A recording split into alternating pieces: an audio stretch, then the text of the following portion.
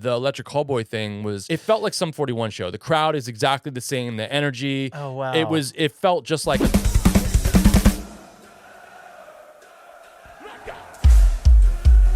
it was the band's biggest everything in the career. Crazy. Biggest ticket sales. We had 2 number ones on the final record, which is insane.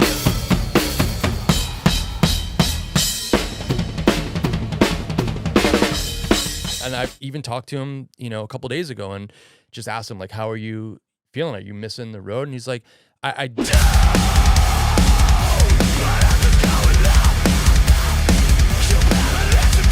up, guys? My name is Joe. Welcome to the podcast. Today's interview is brought to you by FanDuel. I saw you at your last Sum 41 show here in California. Oh, the LA show? Yeah, the YouTube theater? Yeah, we were just talking about, he was there. We were just talking about that. My wife was there. That was, first of all, that venue's sick. And then what's cool is backstage, they have like a bar. Yes. So all your guests have a place to hang out and stuff. So that was super cool. Like, that was the biggest, like, LA show we had ever done. And that was a special one. And the most special part of that show was before we went on stage, our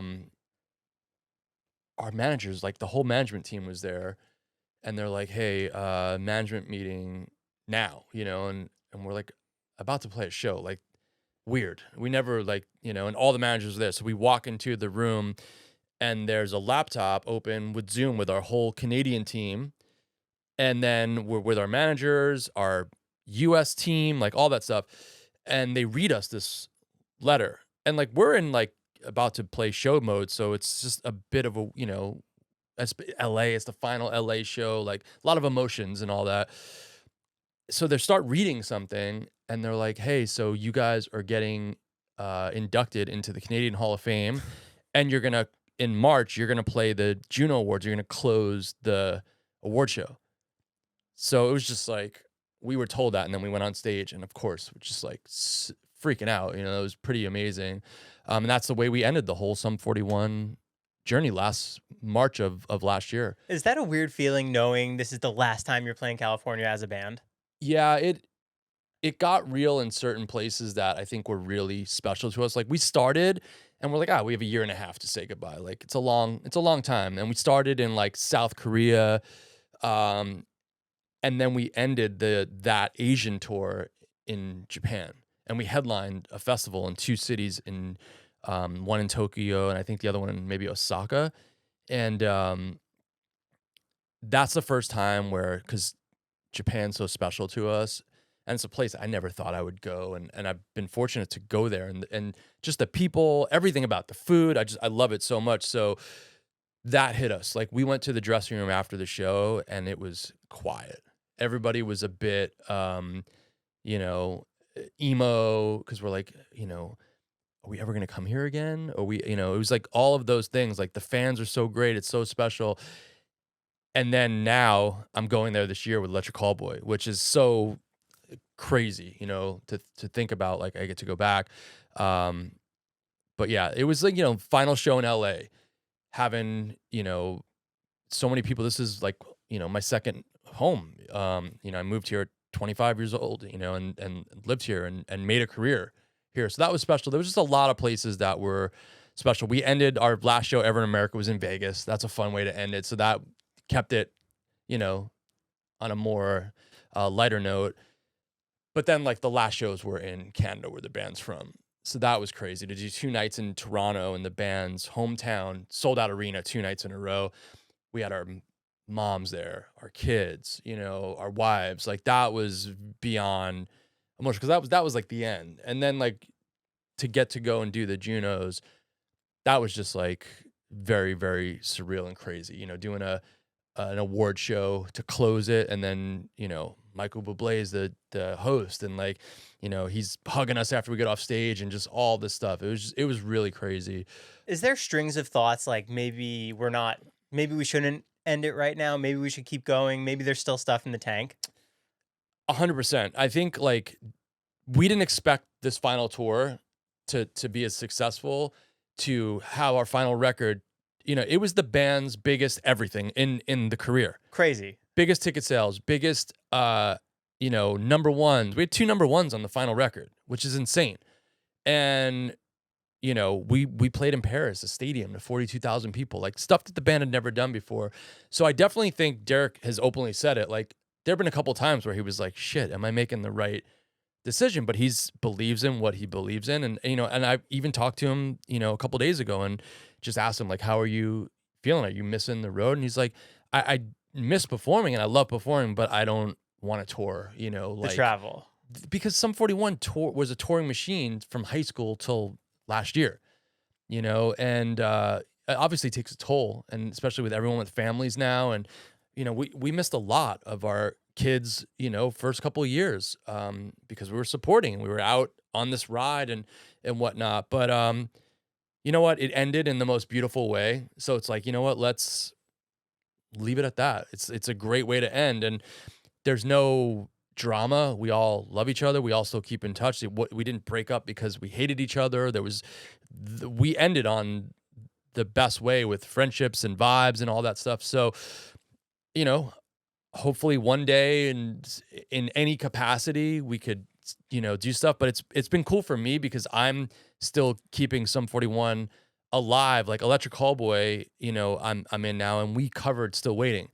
So I get to play that every night and see that at festivals still go over massive. And then like Derek and I reunited this past fall with Jonas Brothers. We jumped up and did In Too Deep. So it's like, I don't know, it's still kind of like isn't gone for me because things keep coming back in here or there. To play a rock song like that at the Jonas Brothers concert, first off, where did you get that email and how did it go over to what you expected? They called Derek, and then, Derek was like, "I'd love to do it with Zummo," and he hit me up. He's like, "Would you do this with me?" And I was like, "Absolutely." Um, we had no idea because it's a different times and eras, Um, and I went out to we were surprised, so we had to kind of like be hidden out. So I kind of just like crept out in the back of the arena just to like see what the vibe was. And it's 75% women, it's like and it's just a different vibe. And Where is it again? this was in Seattle, Oh, wow. at the NBA arena there. And basically, as we're walking to the stage to perform, it sounded like they were playing really sensitive songs. And I'm like, how is this gonna be? Are they anybody gonna know this? And Derek and I just looked at each other. We're like, let's go. We went up there, and it was just as soon as the chorus dropped, the whole arena was singing along. And it was cool to play In Too Deep with. They have a giant backing band. So that was cool, like to hear it with just all these musicians and background singers and stuff.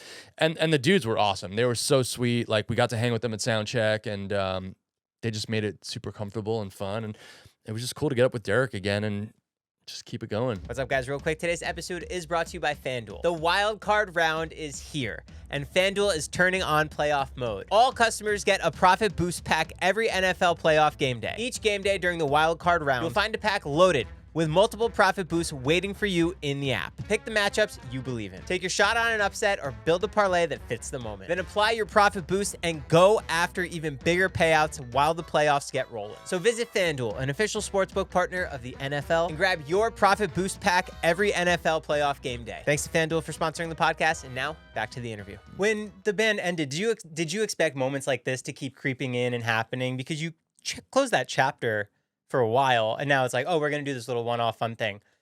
I didn't expect it to happen so soon, and then like the Electric Callboy thing was when I filled in for them in Australia, we did a snippet of Still Waiting to introduce me and to pay respect because Sum 41 had to cancel our whole Australian run when we got there because Derek had pneumonia, so we had to cancel. Electric Callboy took our spot. Their drummer had to go home on the day of the show. I was still there. I filled in.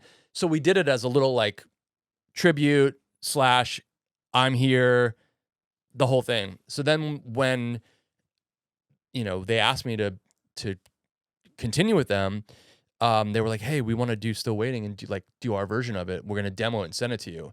They sent it. It was sick. I sent it to Derek and the guys. They gave their blessing on it, and we put it out. So it's crazy. So yeah, it's still going, and I don't know. It's just when you have a band that's such a, I don't know what the right word is, a legacy band, like whatever you want to call it. It's like it's not going anywhere anytime soon. Even though we're not active. It's just one of those things, and like everything repeats itself every cycle. Things come back around, and like it was cool that just this boom happened again of pop punk, and everybody had such great success. Like when we played when we were young in Vegas, it was us with Green Day, Blink. I mean, it was just everybody was massive, and just and I think it happened because in COVID was such a dark time for most, and like to hear like fun music again and get nostalgic about stuff that we listened to or music we were writing when we were younger, it just kind of came back around in such a big way, and everyone's been having such a great run. You see, Good Charlotte's back now, and Offspring has been just killing it. Yellow Card cool. drops a new album. Totally. Why do you think that the people were just craving, like the fans were just craving the style of music to keep going and bring it back? They want to hear more from those artists because they had to leave at a time when they didn't need to? I mean, it could be. It could also be, like stuff like Jonas Brothers. Like, for an example, they start bringing back acts that this generation didn't know about, or they're finding out from their parents. And it's just kind of that way in everything. But I don't know. I just feel like just fun music. That's even why like comedy blew up, after such a dark time. Comedians were going out during COVID and doing, shows where people were in their cars or sitting outside of their cars, and watching like movie theater kind of like style. And people just wanted to laugh and feel good again and have fun. So I think like that's why now it's like comedians are doing arenas. It's crazy. I mean, it's hard for bands to do arenas. Bands with hit songs to fill an arena is hard. And now you're seeing just one comic up there just killing it because people just want to have fun and laugh again. And, we just had such a kind of negative kind of black cloud for a while. So it could all be just somehow connected. When you step into behind the kit for Electric Callboy, do you have to change your mindset as to how you're going to perform to make sure that the fans get what they need from the performance? It's a good, it's yeah, you want to like if you're filling in a position like that, like when it was an emergency situation, like they gave me 5 hours to figure out the set. Right. They gave me That's crazy. It was nuts. But like it was something I really hadn't exercised in a while, and to turn that part of my brain back on again and then to actually be able to deliver, that kind of alleviated a lot of stress for me, knowing like, hey, sum's ending, what am I going to do next? Because I was able to step up and it worked out, I was like, okay, this got out in the industry again. Because I had done that. Like that's how I got known in LA. I did that for Motley Crue and a couple other big artists, and I got known as, hey, the guy that can jump in last minute and deliver, which is a really cool thing to be known for because there's a million drummers out trying to make it in LA. Especially I came here, I was a nobody, and that was a cool way to get known. But like my thing is always come in, pay respect to the way it's recorded, but then listen to the live recording, see what is different. And support the band, that they don't feel like there's a foreign person up there, because you don't want to take them out of their game. They're entertainers. They need to go and do their thing, and they can't be thrown off by, oh, he's adding some wild things here because he wants to show off or whatever. Like, that's not what it's about. It's not about ego. It's about, and it was hard for me in Electric Callboy because it felt like some 41 show. The crowd is exactly the same. The energy. Oh, wow. It felt just like a Sum show of just crazy, crazy crowd moshing, jumping up and down, crowd surfing, like all of that stuff. But I had to look at my computer because I had to chart out the arrangements because I didn't know 75% of the set. So it was hard for me to have to look left at my computer and not connect with the band members and connect with the crowd. But I'm like, I'm here to do a job. Because you're not 100% sure on what's coming up in the song. 100%. And Wow. I did 3 shows. But by the 3rd show, You're good. I was, able to like not look at the computer as much and like be in the moment and connect with the band members and look at the crowd. But it's hard. It's almost like you want to look, but you can't, because I'm like, I don't, I got to make sure I know these arrangements, and like I'm here to do a job and help these guys out. But it worked out some miraculous, way. And then like after I did those 3 shows, their drummer started back up with them again, and then he left. And they literally called me on the morning of the Junos and said, hey, our drummer left. Will you do the summer festival season with us? And it was like the night before when I got to Vancouver is where the Junos were. That's when like hey, there's nothing else to look forward to. Like, it's over tomorrow. So you thought it was done. Everything was done right there. Everything was done. I have nothing, no other band lined up, nothing, because how could I when I was in the Sum 41 final tour? I wasn't available, and I also wanted to enjoy the final tour, so I kept putting it off. And then finally I was like, okay, there's nothing after tomorrow. Right. Why would you look for something else when you're trying to live in that moment? 100%. And then I got really like anxiety, fear kicked in, and I was just like, okay, I'm just gonna do some breath work and go to bed. And like, tomorrow's a new day. Woke up in the morning and had the email from them, and I was just like, I'm so glad I didn't worry this whole tour and not enjoy it, because everything always works out, And it's like, I did the summer festival run with them as like a trial. Like, we knew that it musically worked, but like, hey, we're going to live together now in a bus and we're going to travel. And it's 50%, yeah, gelling with a musician, but then you got to live with them, and it's a family. It's all that. So at the end of the festival run, they were like, okay, will you do the world tour and continue with us? And I was like, absolutely. We knew it was like obvious, because we have so much fun, and it's such a great group of guys, and they're German. They're all German. I'm the American in the band, and it's so fun. It's really fun. That's what's so crazy about your position and your job, is that yes, you could be the greatest performer in the world, but if you don't vibe with the people that you're living in, you're sharing the space with, you're having personal relationships with, they're not going to want to spend time with you. They're not going to want you in their area. And you could be the most talented person in the world. You could win a million awards, but like, if you don't gel with these people when you're living in tight quarters backstage and on a bus and whatever it may be, it's not going to work out. It's a family. It's a marriage. It really is. Like, on the final Sum tour, I was with the band more than I was with my own wife and children, and it's got to work. Otherwise it's going to be miserable. And unless you're, these, massive bands, or at a place where, they're in separate buses or planes, whatever it may be, and they'll have to tolerate each other on stage, which is fine, but then off stage they're just like living their own lives, which is also, I don't want to do something like that either. This is not a job. It's a passion, it's a everything. So it's like, I want to connect and enjoy everything that I'm doing. Otherwise, why would I do it then? Then it's just a job. And like, I think that's was another reason of Sum 41 kind of, ending too, is like, let's end on a high. Let's not end on like, we don't kind of just here going through the motions and it's just kind of fake. And like, it was just like, let's just go out on top, which I had to respect, like, that was Derek's decision. He felt this was the best record he ever wrote, best way to go out. He had only done Sum 41 his whole life, and just felt like it was the way to go out. And as hard as it was, I just respected it. And then we turned this into this most epic farewell that we would have never in a million years dreamed up that would have happened that way. Where was Sum 41 when you first joined in 2015, and obviously where it ended at that high? Oh, it was bad. When I joined the band, it really wasn't a band. Like, it was going through the motions?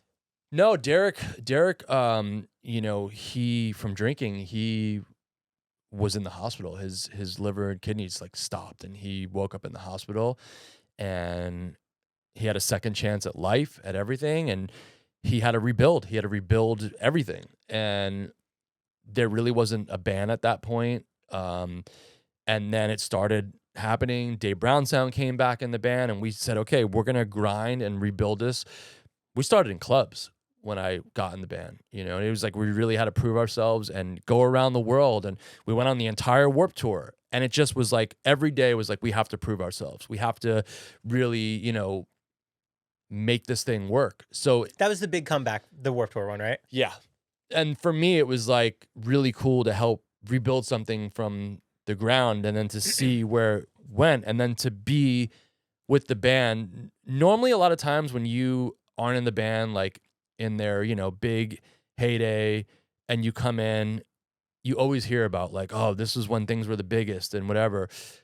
And then to achieve all that on the final, it was great for me to be part of that. And I had such a pride in it, because when I came in, it really wasn't a band, and then to start out in clubs, we were on the Kerrang tour in UK playing clubs, and then like to then go play arenas and stadiums on the final tour. And all of that stuff was really amazing. And for me, it's something I worked my whole career to get to because I grew up going to see shows and arenas and stadiums and all that. And then to finally be playing there was just such a proud, but it only fired me up more because I was like, I'm not done. I've worked my whole life to get here. Like, I'm not stopping. This is fueling me to keep going more. But it was like scary. Like, it's hard to get in a band that's at this level, is selling this kind of tickets, playing arenas, has this kind of production. And then when Electric Callboy happened, it was just like, now here's a band who's headlining every festival, who's playing sold out arenas, who has the most insane, massive production. So it even leveled up, which is so great to now be a part of a band that like is blowing up right now. And I'm part of that as it's all, exploding. We just started the world tour in November in Europe. I go back next week to do the second leg of Europe. We'll be in America in the spring. Then we do Japan, Australia, all the summer festivals in Europe and UK. So, and the record's not even out yet, and we're already out on this cycle. So it's crazy. How does the tour bus environment differ from Sum 41 to Electric Callboy? So in Sum 41 until the final tour, it was one bus with band and crew. So we were full. In America, 12 people. Europe because they have double decker buses, it was like 16 people. Obviously in Sum 41, it was chill because the band wasn't raging, partying like they were previously before I was in the band. Derek was sober. It was chill. And then on the final tour, it was even more chill because we finally just had a band bus. It was the band, like literally reading books, watching a movie, like very chill. It was a nice way to just like, we had our own bus, which we never had. Callboy, same thing. Very chill. It's the band and then our like core crew. We had 4 buses on this last tour. So it's like my drum tech, guitar tech, front of house engineer. So, our media team, family, very family. But the buses in Europe are double deckers. So there's like space for everybody to kind of have their own area to chill. But, I did back in the day, the tours where the bus was the party place. Now it's home, like I like to wake up in the morning and have breakfast on the bus and coffee and just kind of like get into the day before I go into the venue, and give them time to kind of set up because they've got to, load out our cases for the dressing rooms and get everything kind of set for the day. And then at the end of the day, I'm usually the first one on the bus because I'll go from stage into a cold plunge tub. And then get on the bus and have some, as boring as it sounds, a cup of hot, tea, read my book and go to bed. And just, that's my decompressing, like after the show, like not even talk much, it's like a chill Zen kind of way to end the day. Is that a personal ice bath that you have with you? That's the only thing, that like bougie thing I travel with. The plunge company, they started making like an inflatable that I put in just like a little drum hardware case. We put it in the locker room shower, fill it with water, and then while I'm on stage, they bring a giant tray of ice so I can go in and do like because it's good for me for just recovery after the show of 2 hours of just beating your body up. 100%. And what I love about it, it's like the stillness, as hard as it is, it's the stillness going from 2 hours of just insanity to being with myself, my thoughts. I'm stuck here for 3.5 minutes. I'll put on some like Radiohead chill music, and it's just my way to kind of decompress and just have a moment. But now like some of the guys in the band and some of the crew are jumping in after I'm done too, which is cool to like see the, like people see the way I live, and it's cool to see that certain people will want to do it now. And when my kids are out, because I have a setup at my home, so my kids have been doing it since they were babies. So they'll literally strip down to their underwear and jump in my ice bath backstage after the show. They love it. So that's cool to see like my kids doing it. Like, they're all about it, which I didn't learn about that stuff until I was like 40, and when I hit 40, and then my kids are doing it now from, babies, which is really cool. But I love it. I love, just the recovery stuff. I have a sauna at home. Obviously when I'm touring Europe, saunas are readily available at most hotels and places. But it's so good for you and just for your mental, for everything. It's really healthy. You really destroy your body for every single performance. How do you give it 100% every single time?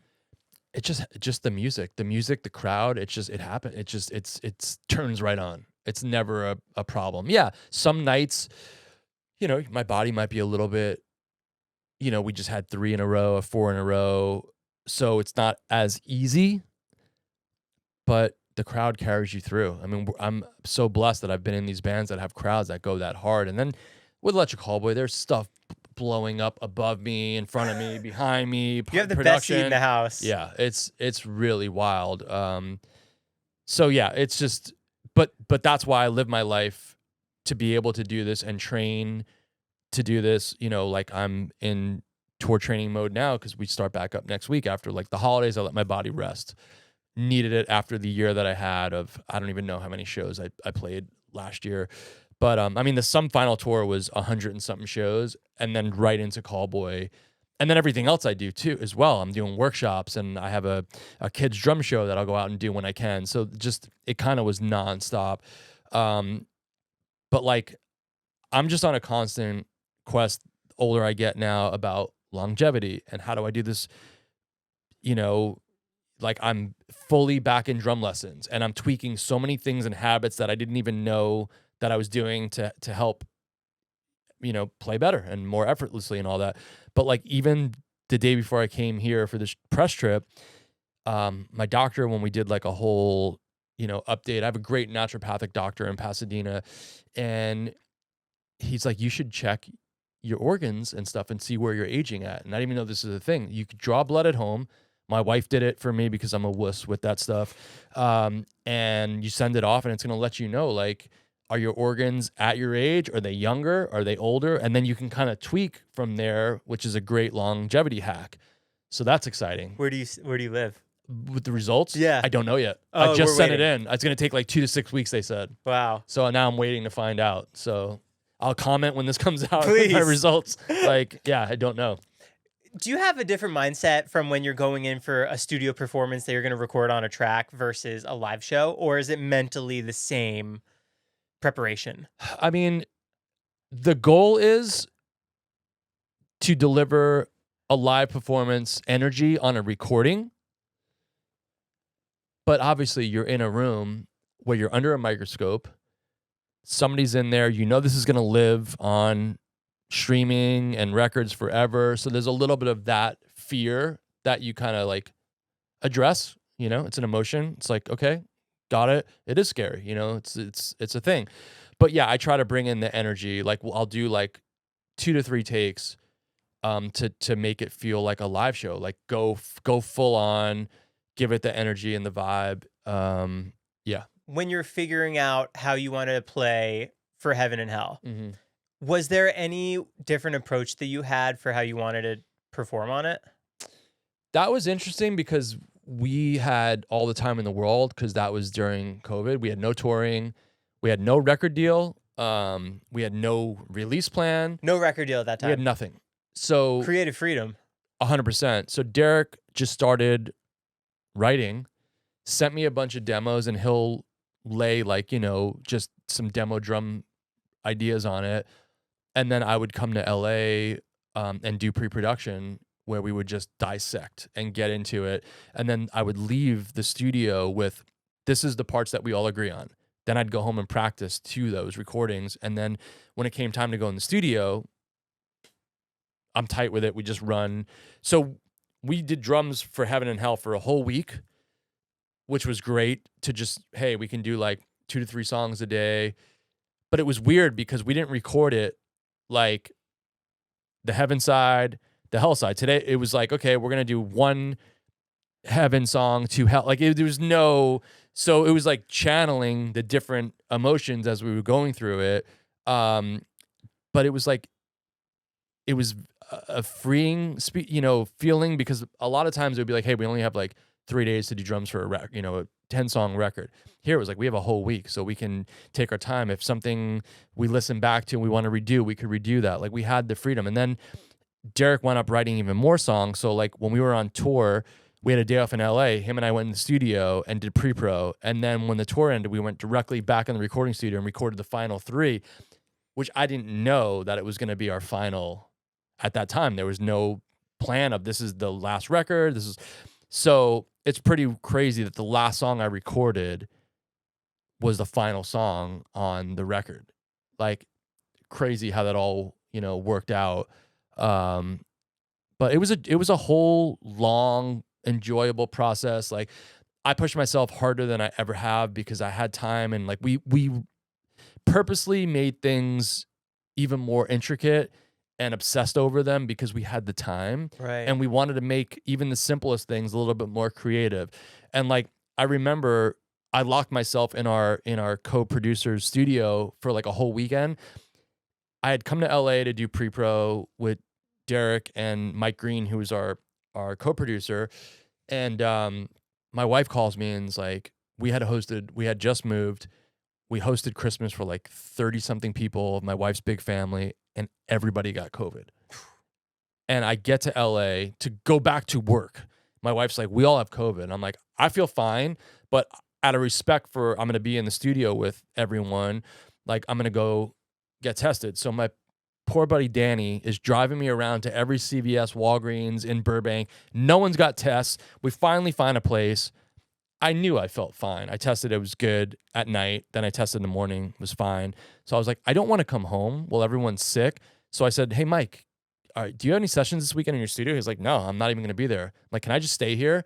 So I locked myself in a studio for 3 days and obsessed, pushed myself hard. And, I'm so happy with the results of this record. Like, I feel like for a final record, I gave it my all, my best work. Like, all that was worth me killing myself. It was an emotional toll in so many ways. It was hard, it was fun, it was freeing, it was just like all the feels, which is cool to like for a final record, which I didn't even know was going to be. Reflecting with the final album, are there any songs in particular of any moments, fills, any parts that you wrote on that you're really proud of?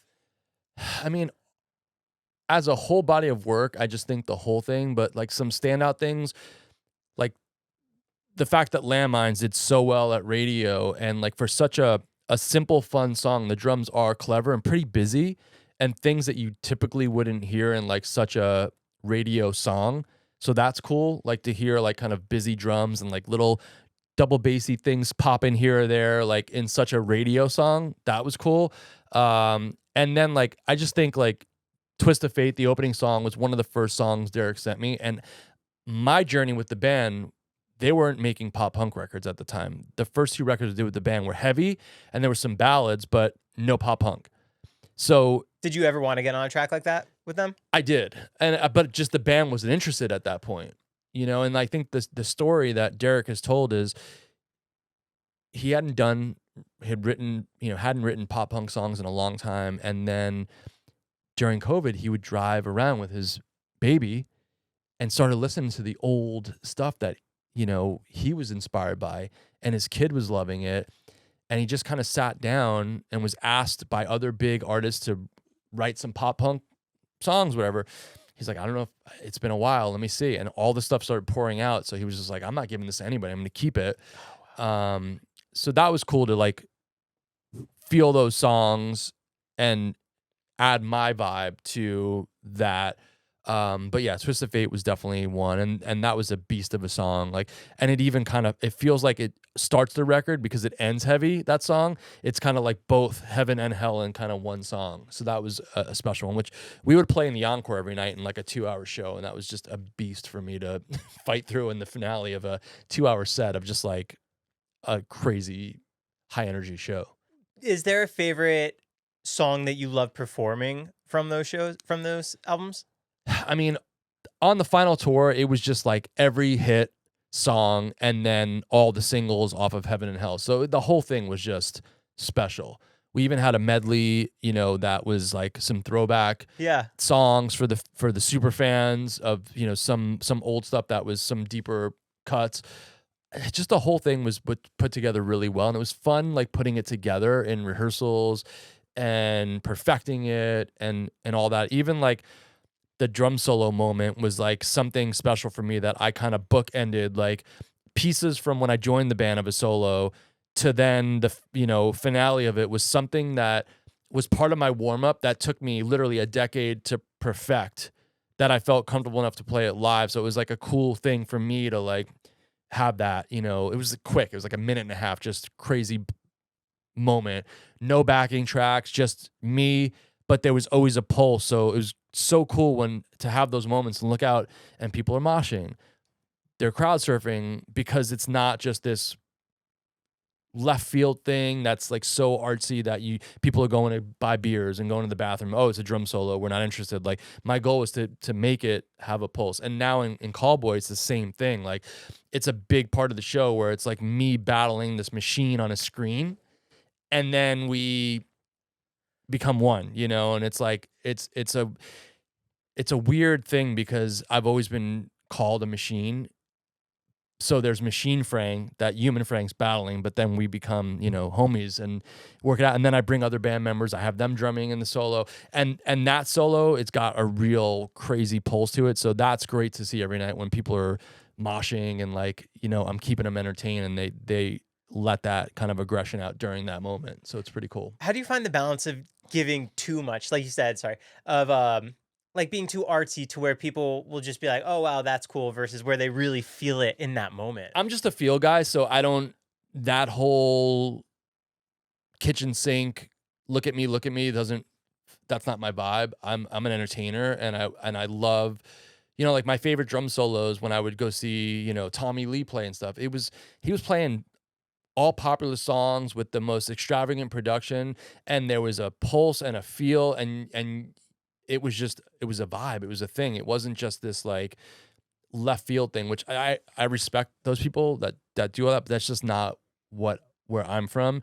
And my whole thing is like I want to keep people entertained, and I don't want to have them have a reason to leave, you know. So you know, it's just it's not really that thought about. It's just it's a natural kind of thing that just, you know, like I literally with Callboy, we got in the studio on a day off on a festival run, and we started coming up with concepts and ideas for the drum solo, which the whole band was involved, which was really cool. And then I went home and based off that conversation, built what I wanted to play, sent it to the band, and they were like, cool, you know. And then we got the production people involved, and then it turned into just this really, really cool visual element that's in the show that is really, really cool moment. And it's going to even expand as we go on. And there's other phases that we want to do and work towards, which is cool. We were talking about like the final tour, living in the moment, enjoying it. Have you had time to really process, like, because going from Sum 41 to Callboy, have you had time to really reflect on what that last tour meant? And did you bring any of those elements to Callboy for their shows? So yes, luckily we had, after we did the Canadian tour in January, we had a break until March to the Junos, and we were in Toronto at the band and team dinner with our wives, kids, all that. And I just looked at my wife and I was like, you know what? I missed our 10-year wedding anniversary last year. Now it's our 11th year.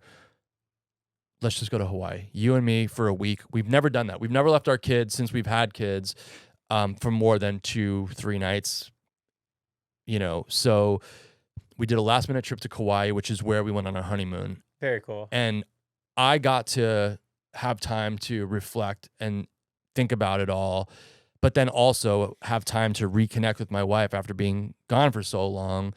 And then, yes, I definitely had time, you know, after the Junos and all that, but it just felt even more special because I got a new opportunity and a whole new, you know, life basically.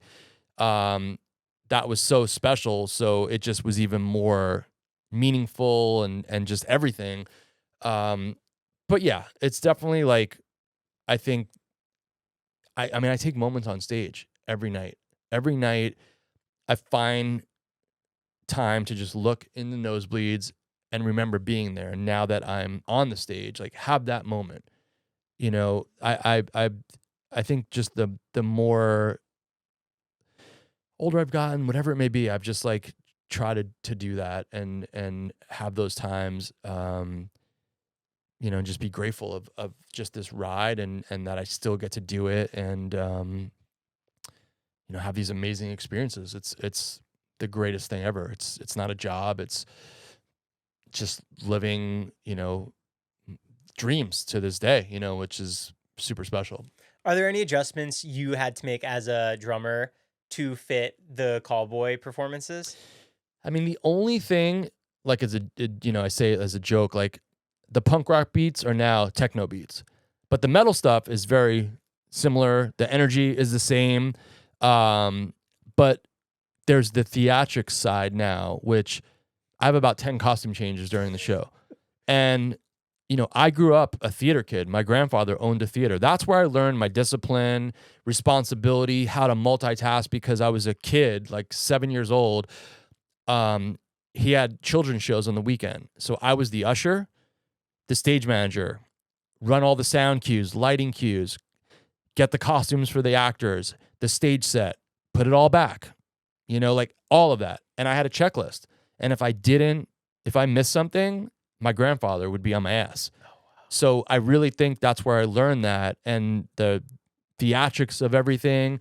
I used to act in shows, take acting class. So it's fun now to do all that. And so many people, I think, who don't know Sum 41, deep enough, when they're like, oh, it's crazy to see you wearing these wigs and outfits. It's like, we did that in Sum 41. We would do Pain for Pleasure. We would do it not every night, but we would do that and be these funny 80s rocker dudes, for the finale of the show, Secret Encore, whatever it may be. So I don't feel out of element. It still feels, the same, but it's funny. Like, I have a quick change room now behind my kit, and my tech is just peeling clothes off, putting clothes on. And it's fun. It's fun to, like, play these characters and vibes, and it just makes it really fun and interesting. Like, on the festival run, I started doing it a little bit, but then for this tour, I'm like, let's go all in. This is a big production. I want to be one with you guys. I don't want it to be like there's Zummo and then there's these guys.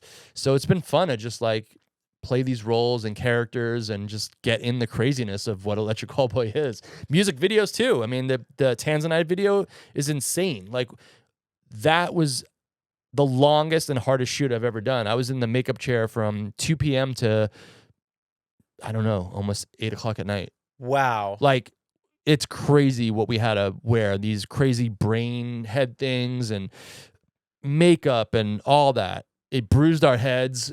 Like, it was crazy. And then, like, acting in the video, being this, like, alien character that nobody really gave us, they were just, like, gave us a vibe, and then we just took from that and did it. And it came out great. It was really fun. It's just, this band really knows how to make music videos and make them just really fun. So it was cool to get in on just that. What is the payoff like when you're seeing it all come together? Like, the final cut. It was cool because we watched it in real time for the YouTube premiere. Oh, wow. On the tour bus traveling to the first show. We were all in the front lounge together and got to see it. And that was special because we were basically we were in production rehearsals and shooting the music video. So I'd go into the room where my wardrobe case was, and they'd be editing in there. So I'd see little cuts, but I didn't really want to see it until it was final with the band on that day. So we're riding on the bus, watching it on the screen, and it was cool just to be part of that. What I love so much about your story is the 10,000 hours that you put in before to be ready for every opportunity that comes your way. That was just my childhood, man. Like, I didn't do really sports or anything else but drums. I was just in the basement. That was it. Putting in those hours, taking the lessons, like, obsessing over everything, my parents would take me to every show that came to town. So who are you seeing then? Oh man, my first show was Motley Crue and Ozzy at 5. Then I saw Dio. Twisted Sister was from Long Island, saw them a bunch. I saw Buddy Rich, who's famous big band drummer. Who else do we see? We saw Metallica a ton, Motley Crue on every time Motley or Metallica would come, we'd go. My dad would always take us, my sister and I, or just me and my buddies. Where are they playing? Jones Theater? It was at Nassau Coliseum or Jones Beach. Those were the two. Beach. Or we go to the city, Madison Square Garden, or, then in high school when I got into, like, the hardcore scene, I was going to CBGB's and the Wetlands, and, then we had one venue in Long Island that was like called the Roxy, that was big enough to bring in like bands that were breaking, like Korn. I saw like when they were just breaking, Wow. in a club, and it was so wild that I went up in the soundboard because I was so little. I was like, I'm gonna get destroyed at the show. So I went up in the soundboard to hide and just watch this chaos unfold of this band from Bakersfield that just started exploding, you know? Are you paying attention to Taking Back Sunday, brand new, like the pop punk emo bands coming up at that time too? You know what? Not really, because I think I was more in the hardcore scene. So it was like a lot of the hardcore bands that I was following. And I didn't know any of those guys. You know, the only person I knew was Eddie, who used to be one of the guitar players of Taking Back Sunday, because he would be at some of the like hardcore shows and we kind of like knew each other a little bit from just that scene, but like I didn't know him from. And then I collaborated during COVID with Fred from Taking Back Sunday. We did this amazing uplifting song called Be Here Now. But like I didn't know him from Long Island. Like I met him in LA. He came to my house in Woodland Hills and we wrote that song during COVID. So yeah, I didn't really know. Like I knew more of like the bigger band, like Dream Theater was a big band that, and obviously Mike Portnoy, giant drummer. Who do you think of him as a performer? He's great. He's great. I mean, we just played with Dream Theater, Electric Callboy, in Tons of Rock Festival in maybe Norway or something. It was us, them, and Muse all on the main stage, like stacked, which was pretty crazy. But yeah, those guys, and then I'm trying to think who else from that scene. Just like a lot of big comedians too came from there, like, you know, Ray Romano and like just a ton of Was he doing stand up there? Did you ever see him? You know what? The only person I saw do stand up before, I've always been a big comedy fan, which my buddy took me when I used to be in my cover band and we were touring. We were in Boston doing like a weekend residency, and he's like, took me to one of the big comedy places, the club though. Saw Dane Cook before he was like massive. Wow. That was cool to see Dane in like a club. And I was like, this guy's amazing. Like it was great. And then on the final Sum tour, we were rehearsing in Vegas for production rehearsals. I saw Dave Attell, which grew up watching his show. So that was rad to go, you know, see his show. And, you know, that was a cool moment of like, you know, and then obviously I never saw Dice Clay live, but saw all his specials, and he was always around and all that. But yeah, just a lot of great stuff came from that scene, and still continually, you know, does. What's the best thing about being the headliner at a massive festival? I gotta say, it's you get to have your full production, which is amazing, and they're accommodating everything. Yeah, and you need to bring, like, if you're headlining a festival, you got to show up with a production and give these people a show, and that's what we did with Electric Callboy, which was amazing. Like, full production, fireworks over the stage as we're waving goodbye to the crowd, like the whole thing. And then the amenities, because, you know, it's like festivals, there's so many bands. You're all sharing the same toilets, showers. But when you headline, you get an artist compound. So it's just your band and crew using those showers and toilets, not hundreds of other bands, which they do a good job in keeping them clean, but still, it's like, you know, it's a little bit gross, you know, when you think about it. So that's nice. You have your own, like, you have space. Like, I have a proper room to set up my warm-up kit and jam backstage. But this past summer was crazy because I had played a lot of these festivals with Sum 41, but we didn't headline. So now I'm headlining with Callboy, and I'm looking at the festival poster backstage, and it's like, you know, festivals are 3 to 4 days generally. It's like night 1, Linkin Park. Night 2, Slipknot. Night 3, Electric Callboy. Like, it was crazy to be at that level. And I never saw, like, what's behind these artist compounds. And you just have this massive area of just, like, you know, just to really stretch out and make it home, like you do in an arena when you're touring. So, yeah, that was pretty cool. And it was weird for the guys, like, watching them get this success because they're so not like that. And they're like, what do you mean? No one else could use this bathroom, whatever? And our tour manager's like, this is just the way it is. I didn't advance this. Metallica's here tomorrow. You think Metallica's going to use the toilets out there? No, this is just enjoy it. Like, but they had a hard time because they're very humble, and it's cool to see. You know, they're very anti-rockstar, any of that stuff. So it's really cool to see the way they're experiencing fame. You know, it's very humbling. Speaking of Linkin Park, one video that I have on repeat is your guys' performance um, with Mike Yeah. on the YouTube. I forget what festival you guys were performing Reading at. and Leeds. Yeah, for Fame. That is an insane performance. That was really fun. Linkin Park has been family to me. You know, when I had Street Drum Corps, Chester loved all about that. And one day he's like, we're going to collaborate. So when they did their Project Revolution tour, he and I just dreamt up this insane thing to make an experience for the festival crowd where you've got a parking lot stage, then a main stage. He wanted to have when the main stage, so they had a parking lot stage that was like in the afternoon. Then the main stage opened and you just heard a million bands. To make it different, Street Drum Corps opened the main stage where we were this crazy percussion group with songs too, but then percussion numbers. So it was like 20 minutes of something different. Then it was like The Bravery, Busta Rhymes, like Chris Cornell, and then Linkin Park. And then for Linkin Park show, we were their intro, middle, and outro. So we collaborated with them and built pieces during their show. And then during Bleed It Out, they'd leave the stage and we'd do a crazy marching drumline solo, which was sick. Then Chris Cornell came to us and was like, will you come play Spoon Man with me? So we were working all day and it was the best, one of the best tours I've ever done in my life. So we became very close friends from touring together and collaborating. And then when Chester passed away, they asked me to be part of the big show at the Hollywood Bowl. So I wound up doing a bunch of songs with them during that, which was really special to honor Chester and, you know, perform with them. And then Mike went out on his solo stuff and we had some festivals together. So I was like, dude, you want to jump up and do Faint with us? So he jumped up. We did that a couple times. And then, you know, I just saw them recently now that I'm just so stoked. They're out doing it. They're back and killing it. And, my kids are fans, just took my kids to a show. I saw them play a stadium in Europe on a day off. We were playing all the same festivals, but different days because we were both headlining. So I didn't get to see them at the festivals.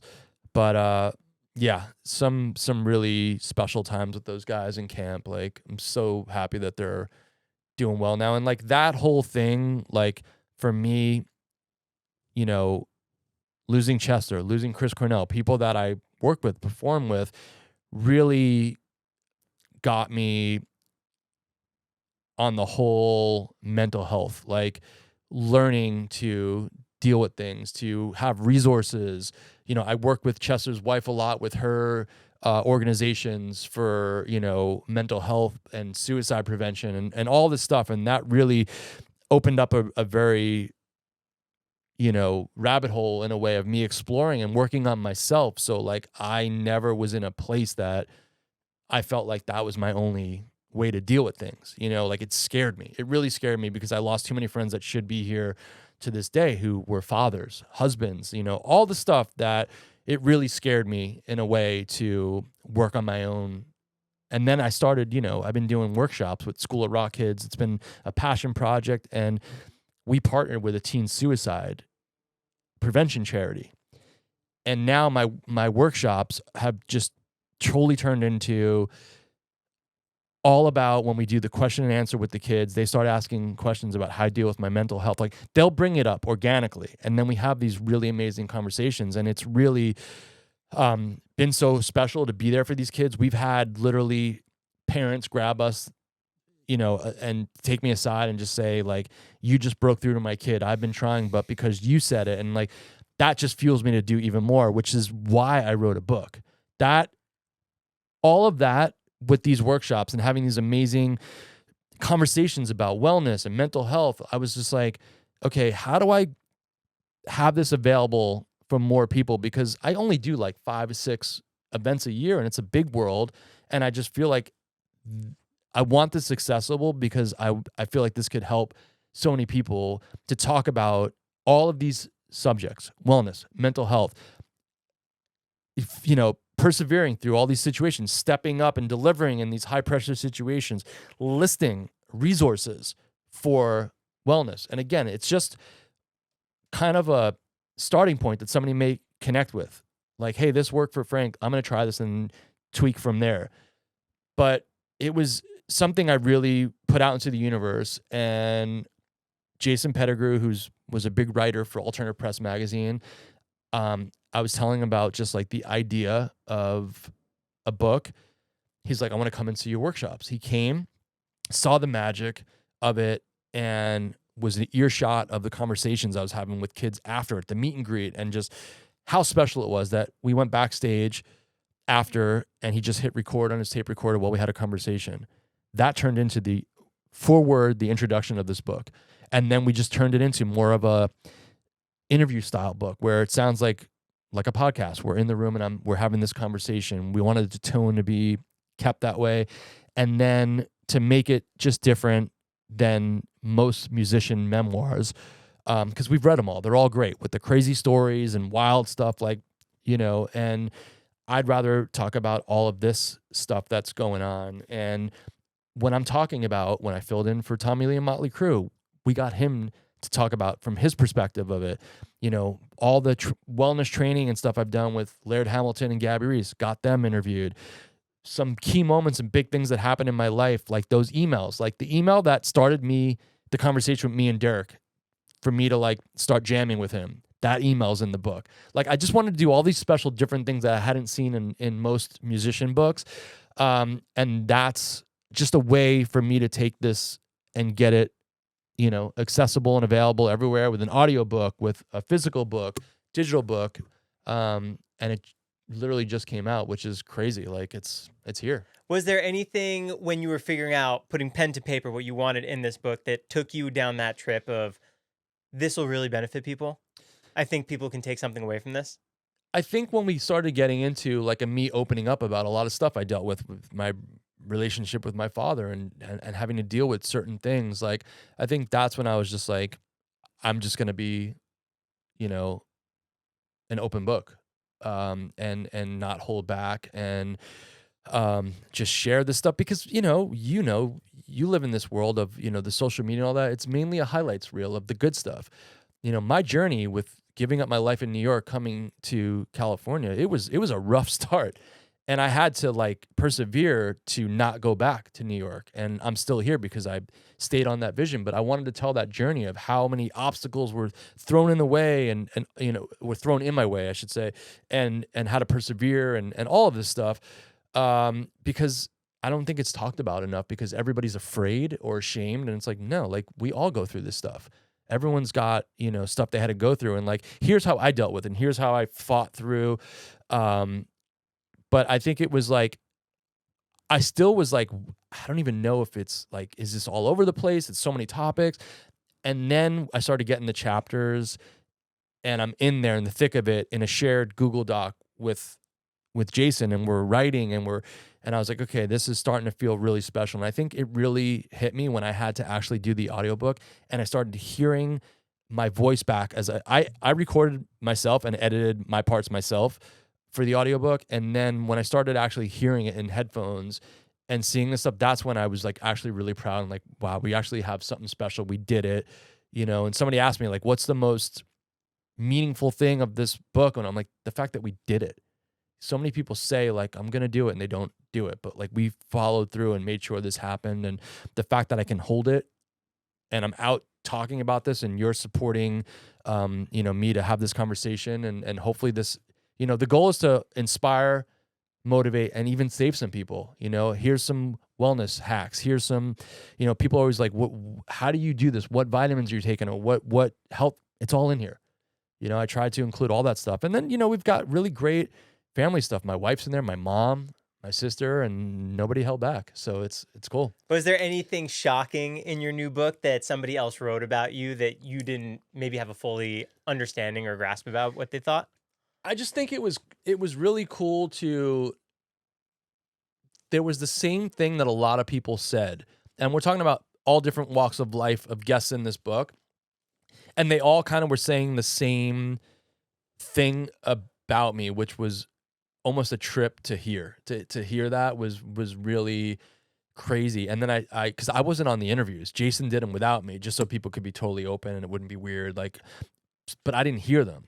He transcribed them and put best stuff in the book. And then I was sent later on the actual interviews. And it's crazy when you're listening to these people that are my idols and heroes, and they're talking about you. That was the biggest, like, whoa, that was pretty crazy, and special.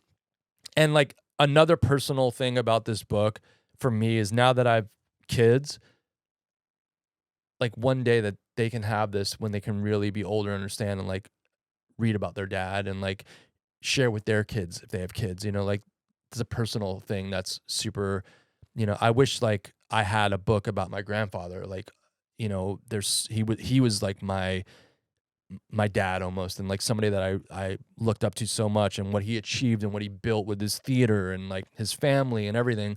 I wish there was a book, like to read about him, and learn stuff that I don't even know, So, yeah, it's really crazy, surreal, and like that's kind of like what I thought after Sum 41 ended. Like I'll just go all in on this book. Then the Callboy thing happened, and it was just like, whoa, like it was a lot to juggle, and it was mentally a lot on me. I was out doing drum shows because I was like, okay, Sum 41 ends. I'm gonna work on the book, and I'm gonna do my drum shows.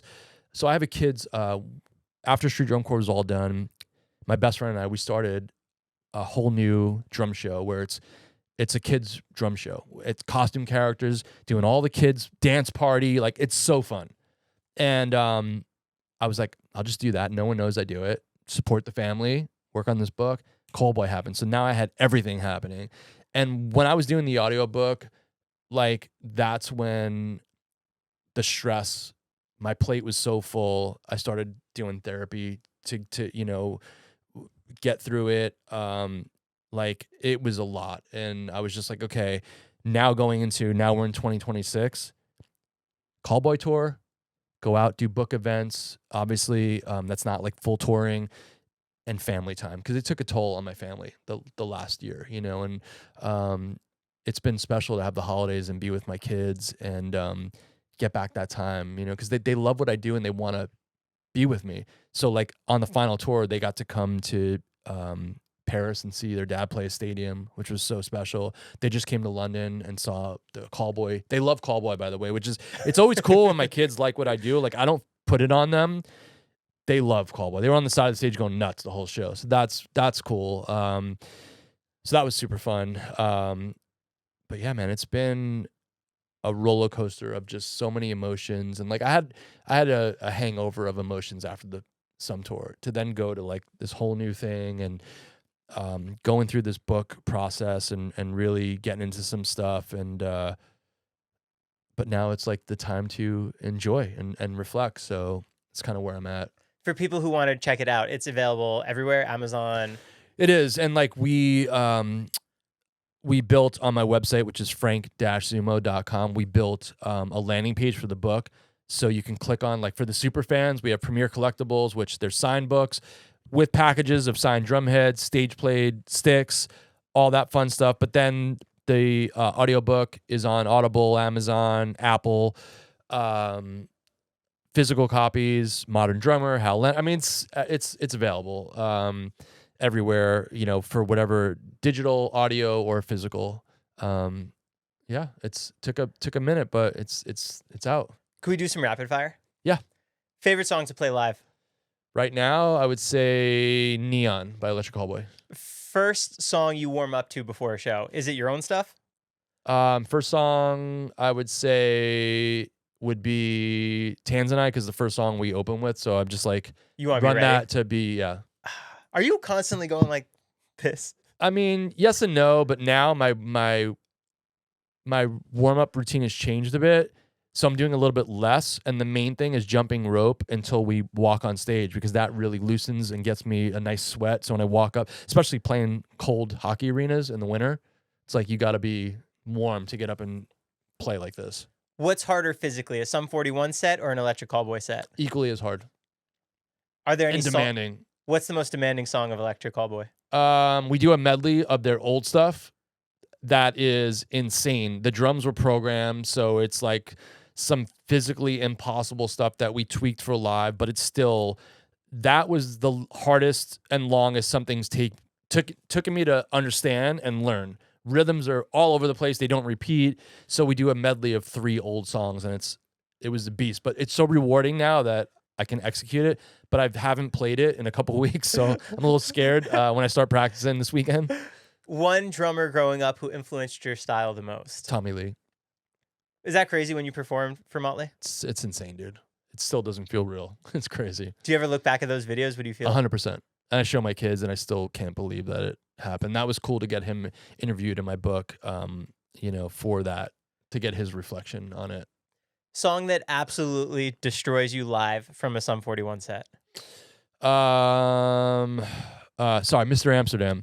We would bring this out sometimes in like the encore, and it's so fast. The double bass is so quick, and it's like I've got to pull from something every night to get that one out. That was always when it was in the set. I was like, oh man, here we go. One piece of gear, without the obvious, that you can't live without playing. An actual drum piece of gear that I can't. Yeah, whether it's a brand or a certain one company makes it that you just love. It's got to be my head drumsticks because they're special, that save my hands, are not wood.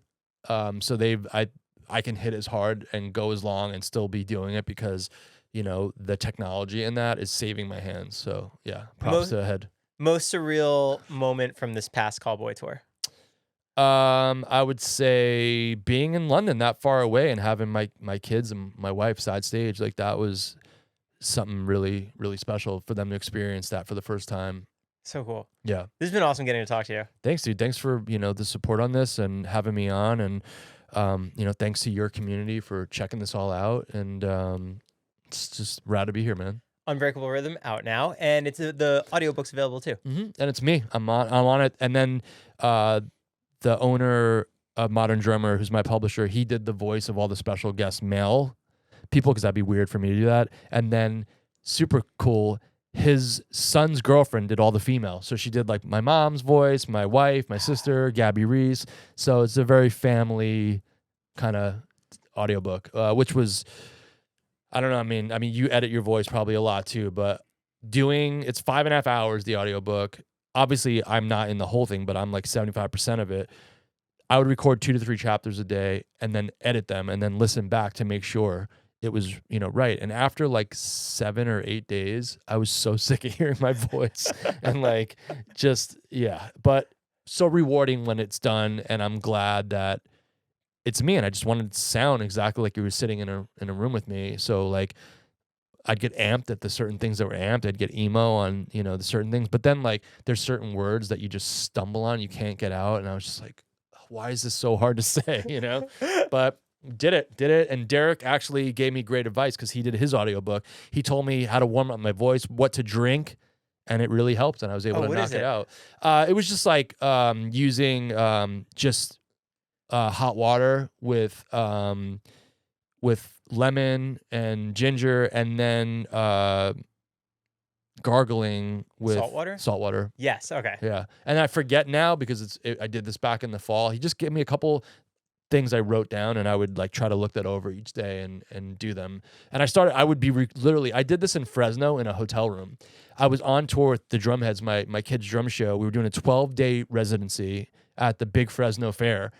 I had a hotel, and I brought my mobile studio, and I'd wake up at 6, start recording at 7, and then go break and do the drum shows, come back, edit, and did this for like 7-8 days and got it done quicker than I thought, which was good. And then it was just like, whew, we're good. We're good. Do you ever go back and watch certain performances over and over again because you just loved how it got mixed, the stage design, you crushed it? I mean, with what's great with Callboy is they're a lot more into, it's they're great presence on socials and all that. So we are filming a lot more live versions from the tour. We're constantly filming stuff. So there's a lot more of that, which is cool to go back and see. Because especially when from my perspective, I can't even see half the stuff that's going on. And this tour, everything's automated. So we have all the lighting rings above me, and it's going up and down, and it's loaded with fireworks, pyro, cryo effects, video content. So there's just so much going on. It's so, and I can't tell especially when things are just flashing in your face.